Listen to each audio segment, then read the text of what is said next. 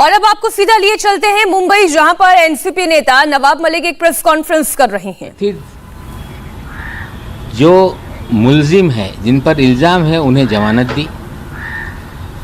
कल 3 लोगों की जमानत हो गई और हमें लगता है जमानत तो जिन धाराओं को लेके केस बनाया गया था उससे किला कोर्ट में ही जमानत दे देनी चाहिए थी, लेकिन एनसीबी अलग अलग दलीलें हर बार पेश करने का काम करती है, केस को उलझाने का काम करती है, झूठी बातें करती है और ज़्यादा से ज़्यादा लोग जेल की सलाखों के पीछे कैसे रहें, ये इनका पहली बार नहीं, हमेशा का प्रयास रहा है, खास करके वानखेड़े के आने के बाद।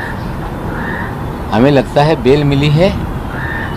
लोग अगर ढंग से चीज़ों को करेंगे तो ये मामला ही पूरी तरह से निरस्त हो सकता है। हाई कोर्ट में अगर लोग जाएंगे तो हमें लगता है लोग जाएंगे, लेकिन जिस तरह से इस 1 महीने के भीतर लगभग जो चीज़ें बदल रही हैं, हर दिन नई नई चीज़ें, हमें लगता है वानखेड़े साहब ने सारा हथकंडा अपना लिया। पहले लोगों को कहने लगे कि मेरे परिवार के लोगों को इसमें घसीटा जा रहा है, मेरी मरी हुई माँ को घसीटा जा रहा है। मैंने कभी भी उनकी माताश्री, उनका ना नाम लिया, ना कभी सार्वजनिक रूप से उन पर कोई उंगली उठाई। मैंने जो बर्थ सर्टिफिकेट डाला था उसमें दाऊद वानखेड़े उनके पिताजी का नाम है, इतना ही मैंने कहा था। मैंने उनकी बहन को लेके इसलिए सवाल खड़े किए थे क्योंकि बहुत सारा फ्लेचर पटेल के लेडी डाउन कहने के बाद बहुत सारी चीज़ें सामने आई।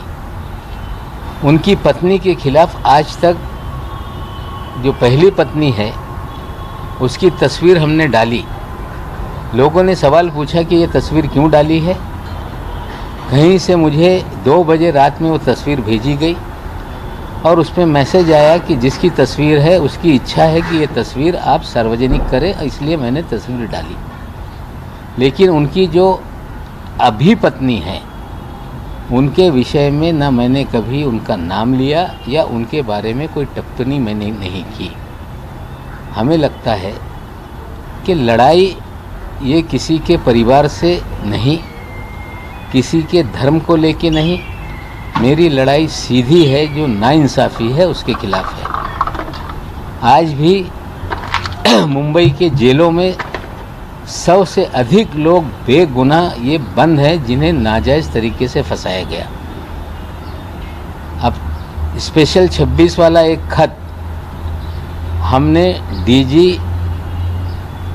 एनसीबी को लिखा था। पहले ये कहा गया कि हम इसकी जांच करेंगे, दखल लेंगे।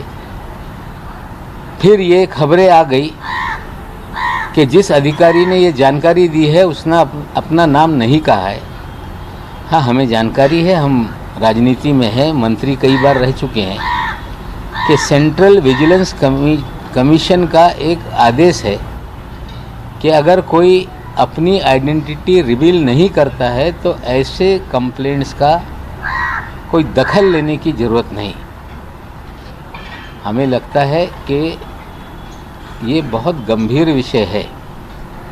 जिस तरह से 26 मामलों का जिक्र हुआ है, उस 26 मामलों में आप जांच करें, हम मांग करते हैं।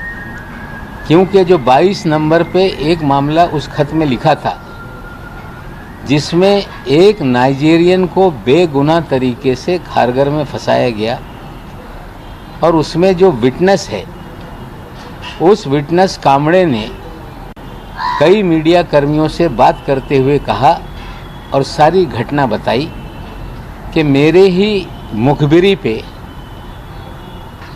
नारकोटिक्स कंट्रोल ब्यूरो के लोगों ने छापेमारी की थी, लेकिन जो नाइजीरियन ड्रग पेडलर था वो भाग गया।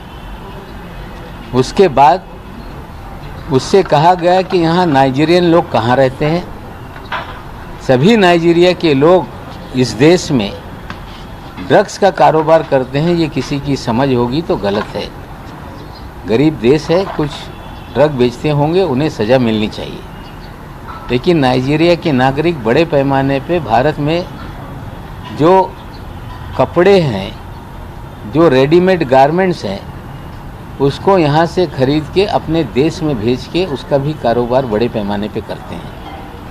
खारघर में एक उनका किचन है, जैसा कि कामड़े ने कहा, ये सब लोग वहाँ पे गए, वहाँ डीवीआर था, उस डीवीआर को तोड़ दिया, वहाँ से एक बच्चा और एक नाइजीरियन को साथ में ले आए, जिसकी उम्र कम थी उसे छोड़ दिया गया और उस नाइजीरियन को जाली में फर्जीवाड़ा कर सलाखों के पीछे रखा गया है। और उसी जो उनका पंच है, विटनेस है, उसने कहा है कि ये मामला पूरी तरह से फर्जी है और उससे ब्लैंक पेपर पे साइन लेने का काम एनसीबी अधिकारियों ने और उससे ब्लैंक पेपर पे सिग्नेचर लिए गए। आज मैंने एक खत लिखा है फिर दोबारा डीजी एनसीबी को, मैं अभी आप लोगों को दूंगा और ट्विटर पे भी उसे रिलीज़ कर दूंगा। मैंने उसी मामले का हवाला दिया है कि आप सीवीसी की गाइडलाइन के तहत ये 26 मामलों को बंद ना करें, 26 मामलों की जांच कराएं। आपकी जिम्मेदारी है कि आप गुनहगारों को सज़ा दें, पकड़ें, लेकिन बेगुनाह अगर कोई जेल के पीछे सैकड़ों की तादाद में है तो उसकी जांच होनी चाहिए। खत के जरिए आज दोबारा मैं मांग करने वाला हूं कि इस विषय की जांच हो और जो बेगुनाह हैं उनके न्याय मिले और जिन लोगों ने फर्जीवाड़ा करके बेगुनाहों को जेल में डाला है उन्हें भी दंडित किया जाए। ये हम आज खत के जरिए मांग कर रहे हैं। खत हम आपको देंगे। इंडिया टीवी हर वक्त हर जगह डाउनलोड करने के लिए सर्च करें India TV news Google play store या ऐप स्टोर पर।